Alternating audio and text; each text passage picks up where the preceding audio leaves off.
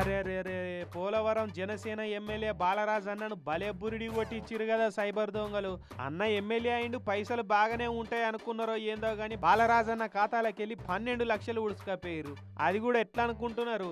మీ car మీద RTA challan పడ్డదని సెల్లుకు message రాగానే అన్న ఆ లింక్ ఓపెన్ చేసిండట పుస కథ. మీకు అట్లా లింక్ ఓపెన్ చేయగానే ఫోన్ హ్యాక్ అయిపోయింది. అకౌంట్లో ఉన్న 12 లక్షల రూపాయలను ఉడుచుకపోయారు.